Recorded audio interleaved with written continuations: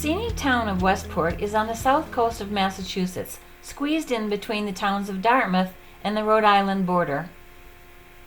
I'm with Mary Pasquarello, and she's the owner of the Westport Commons, which is a wonderful little plaza. Why don't you tell us about it? Well, the Village Commons is a property that my parents purchased in 1985 when they were thinking about retirement to Westport. And my mother had a wonderful store here for many years, a folk art store. She was an artist, and she gave classes in all kinds of folk art. And over the years, they eventually were gone, and the property was left to me and my two brothers. And one of my brothers is in California, and the other's in New Hampshire, and I'm here. So I took it over. So I've been here ever since my mom passed, which was in 2000. Wow, and how many stores are here? We have 11 units. And one of the reasons why I hoped you would come today is because we have 4 new businesses here that have opened since COVID. Great. And we're really excited about all of them. They're all doing well. They're all really happy. We have a great community of businesses here. And so, I hope that the summer is just the best summer ever for everybody here. Yeah, we love small businesses. We love when they thrive. Small businesses are the basis of our economy, really. Yep, They really are. All of our businesses are local families. So we're really proud of that. That's always been the case, too. So tell us about the 4 new ones. Well, one of them is where we're sitting now at Westport Cotton Company. They are a t-shirt store, but lots of other accessories, vintage inspired, also coastal themed stuff. So it's great for gifts and for t-shirts, for summer wear. And you can check that out after, but Jasmine is the person that runs the store. Her parents own it, and she runs it. She's great. She's got great energy. She's super excited to be here this summer. And then we also have a spa right next door to here, Tracy's Day Spa. And she moved from Route 177 to this plaza just a couple of months ago and completely renovated the space. It's a beautiful, peaceful, earthy spa where they do massage and nails and lashes. Hi, I'm Tracy from Tracy's Day Spa here in Westport, Massachusetts. And we hope to see all of you come down again to check us out. And then the next unit down, we have a new restaurant called the Small Town Grill. And I think they're just starting their 2nd year. They have great chef team, young guys who are really excited about their menu and their cooking. And they completely renovated the space too, so it's a brand new, nice restaurant. The food's excellent. Megan. Lucas. Jacob. Small Town Grill. I love that name. I want to eat here immediately when I hear that. How long have you been here?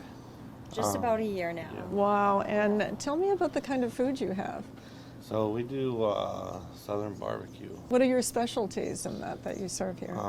We do baby back ribs, pulled pork, and like beer can chicken as our main staples for barbecue. Oh, wow, wonderful.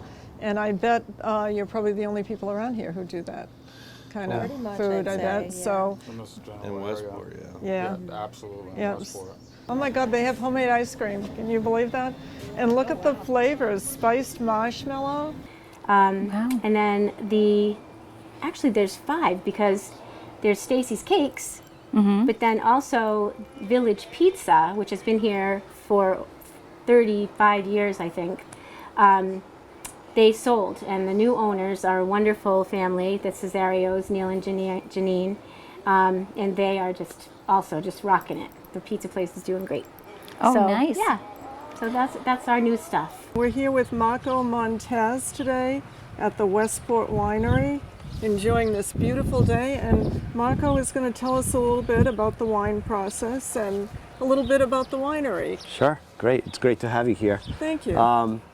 So I believe this is one of the biggest vineyards in New England.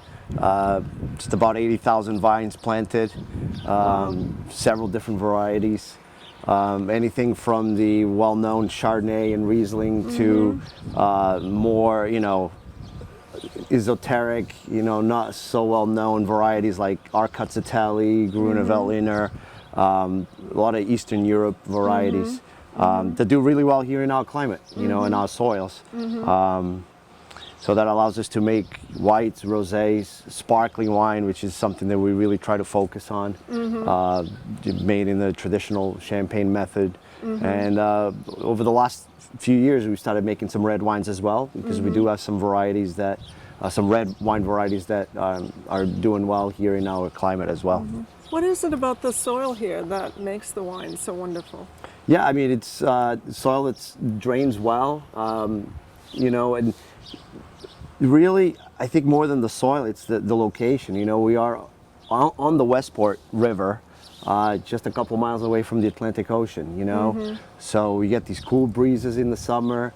So the varieties, they ripen, but very slowly throughout the summer into the fall, which gives us time to develop flavor that then is expressed in the wine. Sure. Yeah.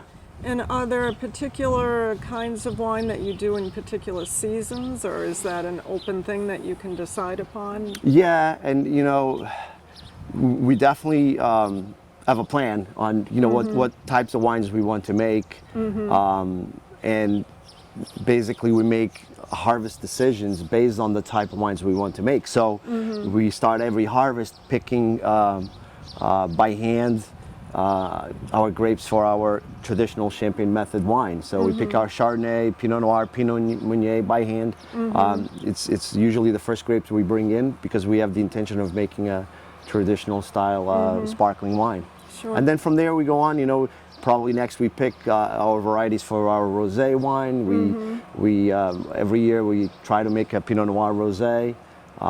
That's one thing that's all these wines have in common is a lot of great acidity, because we are a cool climate region, so you're not going to get those very ripe grapes that tend to make those very bold red wines. That's not really what we even try to do here. But then depending on the weather, our harvest season can go on from the end of August, beginning of September, all the way through basically beginning of November.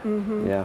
Does Westport Rivers have a signature wine? I would say it's the RJR Brut Cuvée, which is our sparkling wine, champagne style. Wine. It's been over 30 years of making that wine.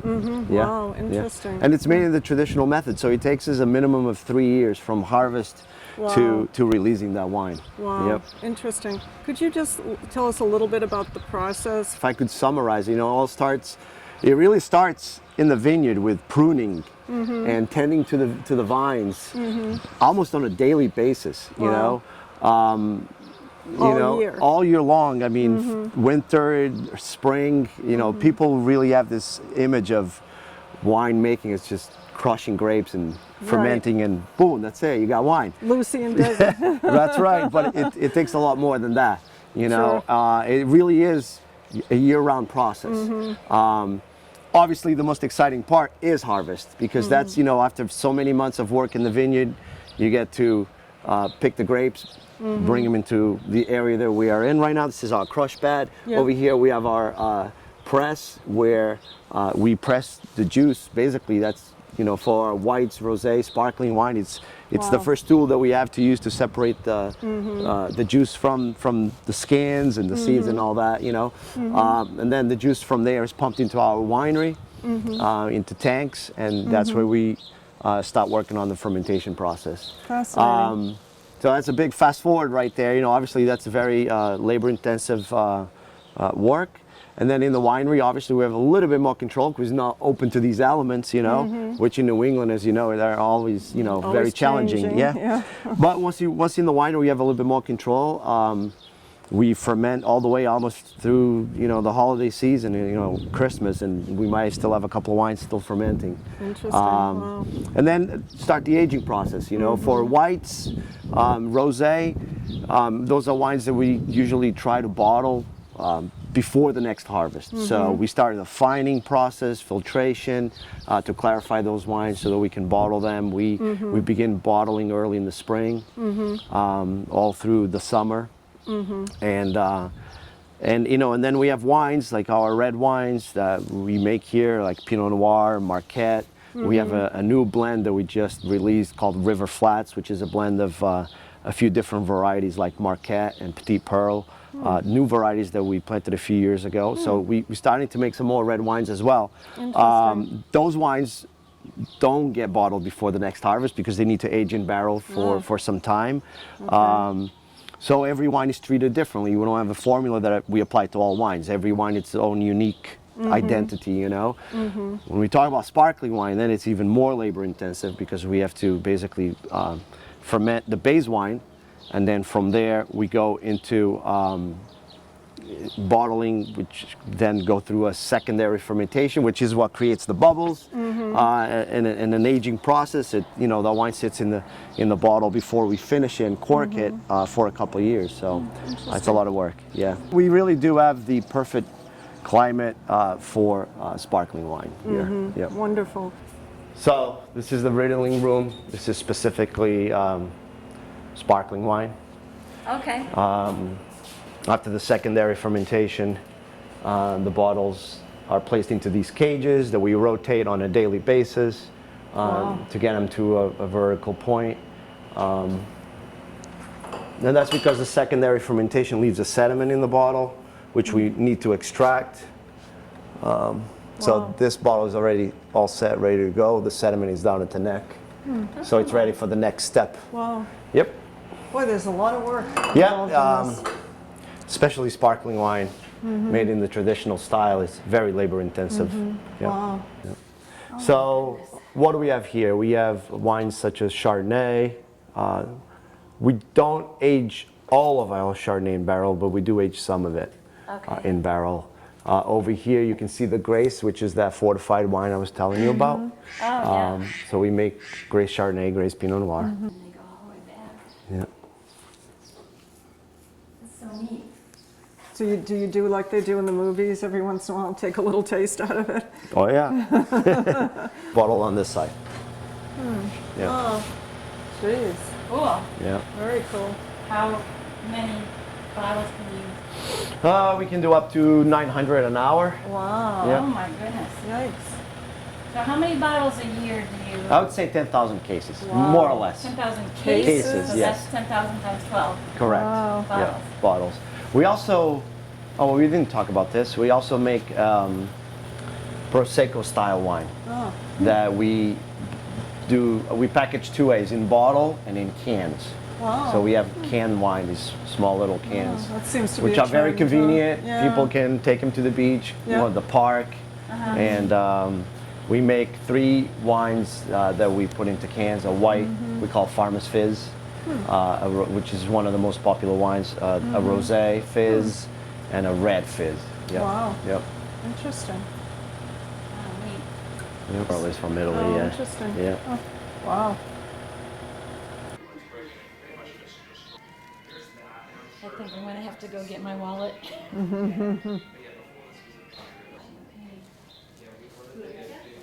Percent Pinot Noir that we grow here. Westport. We have a couple other versions of Grace, Field and Forest. Alright, so yeah, we definitely specialize in method Champignon Noir sparklers. Yeah, we do a Prosecco style as well, but that's definitely Okay. what we've been known for is the Brut. Okay. But yeah, so this first one you're about to have is our flagship model, Okay. which is, the Brut Cuvée. It's been here since the Okay. beginning. But yeah, this, So this is the first one on here. yeah, we're gonna go top to bottom. Yeah. Okay. Great. So yeah, this Brut Cuvée, we love to brag because this Brut was actually served at the White House 3 administrations. We framed the menu, it's like right over there, but yeah, that was Bush, Clinton, and Bush. Oh wow. This Brut specifically. Okay. Is this the one it says there was Julia Child's favorite? Yes, yes, Okay. Julia Childs also. Wow. Awesome. Yeah, it's very smooth, very smooth. It is cool to see. I a red love like it. this. It's really Most, has like, so much most flavor, New but England, it's not like a overly state run, sweet, and Reds are like it's just very, such a thrill to think that translucent, this was Julia but Child's this is a little favorite. translucent, but Bon most appetit. of them are like a lot thinner, you can see right But through it's them. delicious. It's really nice. It's light. It's refreshing. It's really a delicious, delicious wine. I'm with Betty Slade, and she's the chairperson of the Preservation Society of Westport. The Community Preservation Committee, Right, that. a town body. Excellent. What can you tell us about how Westport came about, when it was founded, all of those things? Well, of course, the Native Americans were here first. Yes. And there are some beautiful sites for them, and there's evidence that they were here.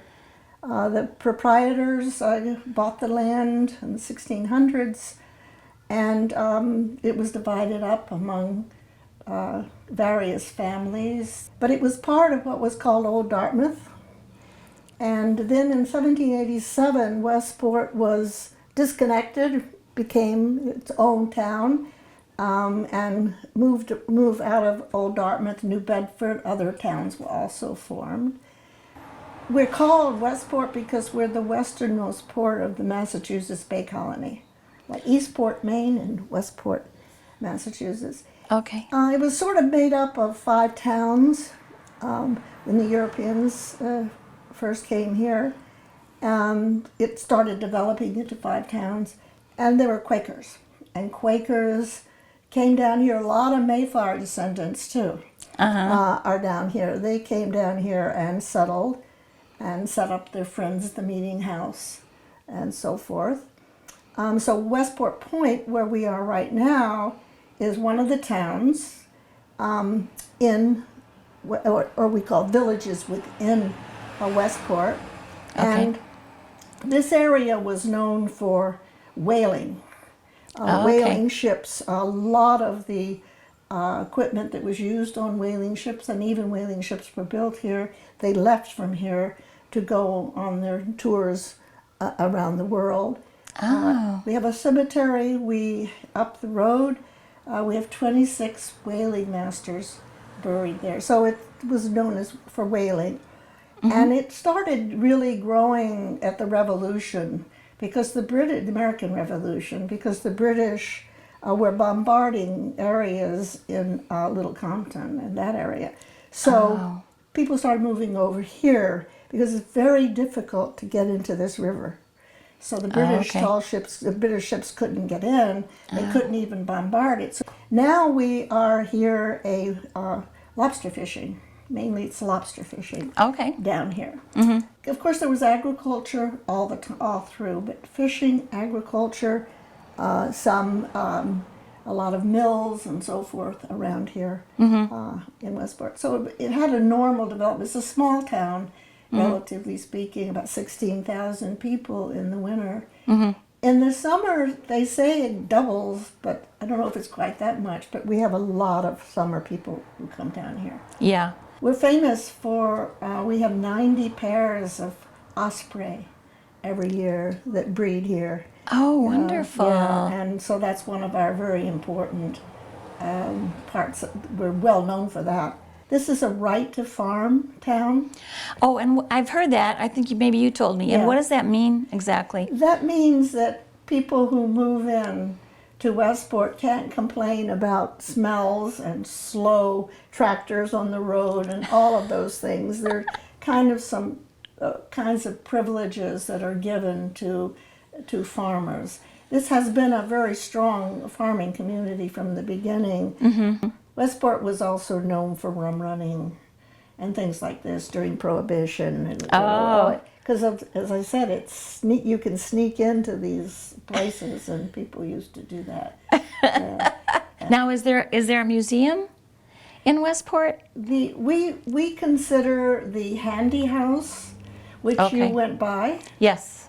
as our museum. Okay. In the sense that it's actually an architectural museum. It's the building itself, which is of interest to people. But they do a lot of activities there, and they have, like now they have wedding dresses. One of our most famous residents was Captain Paul Cuffey, who was his mother was a Native American, and his father was a freed slave named Cuff Slocum, and he lives. Oh, I've heard the name. Yeah. Yeah, Cuff Slocum, and Paul went on to become wealthy.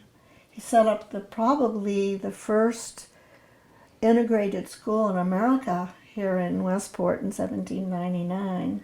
Wow. on his property. And the Bell Schoolhouse, it sits up on a hill. It's a Bell School. Okay. And that's the home of the Westport Historical Society. Oh, okay.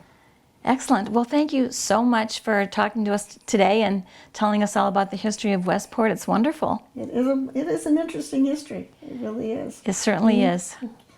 Thank you. You're welcome. We're here today at Grist Mill with George Whitley, who's going to take us through the process of actually grinding corn. This has been going on for how long here? Oh gosh, in this area over 300 years right here. This mill, the incantation is probably the 1870s. Wow. After a fire they went to a turbine system, and it's all steel. It was water powered, and after World War II they had put a truck motor in back and they ran it off a belt there, and now they switched over to an electric motor, and it's a belt drive, but everything's from the 1870s. Interesting. The stone is, from that period. Wow, interesting. So, if you see a mill, most of them have this setup. It's whether it's a windmill, a water mill of any kind. You have a hopper. Okay. The hopper is where we have our corn. Okay. And from the hopper, it's a funnel shape and it has an opening in the bottom, and it falls into the feed shoe, which we call the shoe. Okay. And then we have a stick here that will turn. It sits on top of the rind in the running stone. The top stone turns and it turns the stick. The stick is called the damsel. Like the damsel in distress. Well, there she is. And if she's in distress, the miller better pay attention because something's going on that's not good. So that's where that comes from. Oh, I think from interesting. Chaucer, the Miller's Tale, or one of the early Interesting. Middle Ages. So these haven't changed in hundreds of years. Wow. So it Interesting. sits on a cradle. It has a rope here, and I can raise and lower the feed shoe so I can control how much is going into the stones. So if it goes through too fast, it's really gritty. If I raise it up, it slows down and it grinds finer. Then it goes from the feed bag into the eye of the stone, which you can't see there because I have the plaque on top, but there's eye of the stone. It drops in, centrifugal force pushes it out, and it grinds finer and finer. And it gets out here inside this housing, and there's two sweeps, one on each side of the stone, and they bring it around, and it falls to a chute there and then goes through a sifter. Okay. And then it's the wheat from the chaff is sort of separate, the corn from its chaff, or the meal from its chaff. So that's kind of how they all run, and they have different sources of power. You'll have windmills that would run these, water mills. So what are all the many things you might be grinding this for?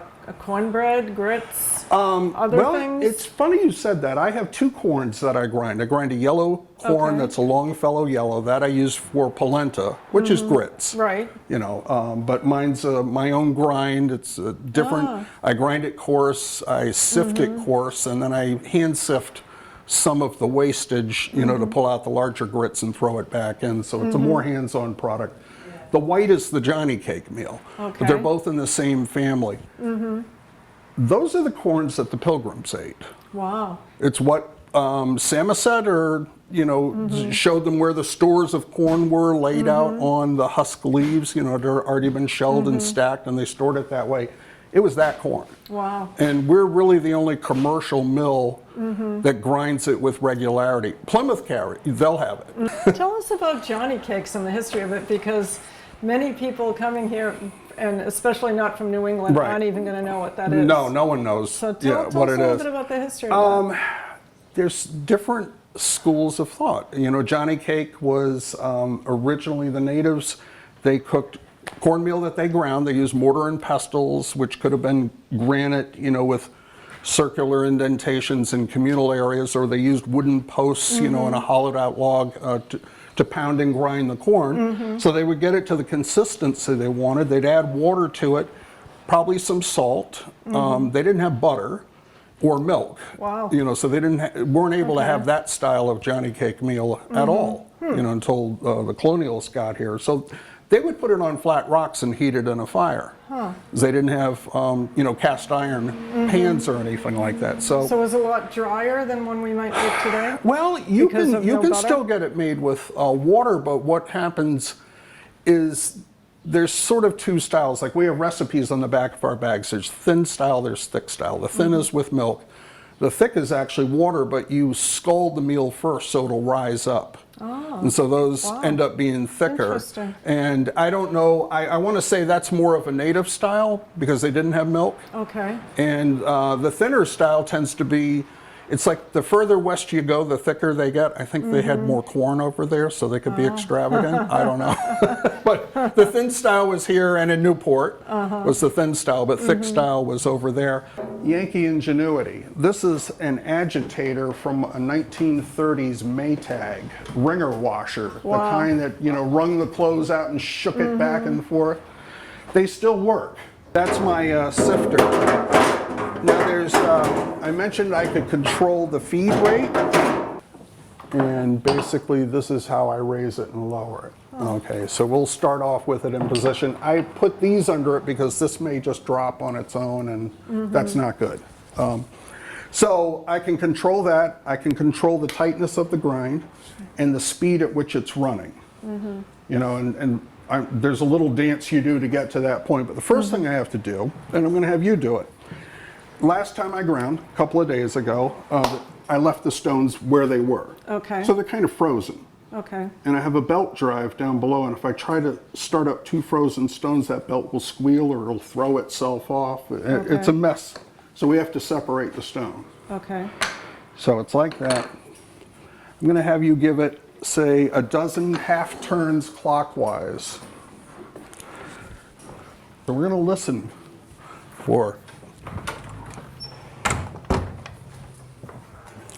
And It's heavy, huh? it is. Well, you're lifting the stone. Wow. So can you see that somewhere that it's lifting? No. You can't. By the time you're done, it'll look like you lifted it an inch on that guide. And in actuality, we probably lifted it less than a 1/16 of an inch. I'm getting free coffee for this. Couple more. Whoa, it's getting harder. Is it? All right. Is that should it be getting harder? Yeah, it should. Well, you're not too high. I'm fine. Yeah, all right, let's see. What I'm listening for is sometimes, did you hear that? Yep. Okay, we did the chiropractic adjustment, is what I call it. And I'll double check it. Yep, we're not too high. So, to start it, that side, that's why I left the door open. I'm going to have you hit the start button on it. So that's all you have to do in this. So what I'm doing is I'm bringing up the speed. I'm hearing the normal clanging. And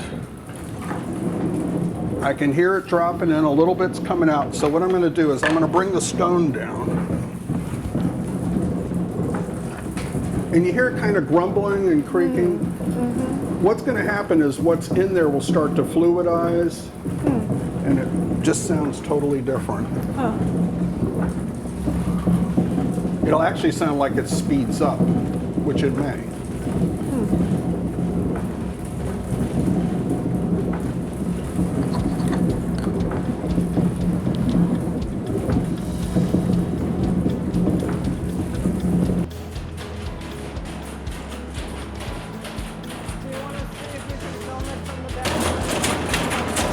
And now it comes to mind, we're just milling around, because that's...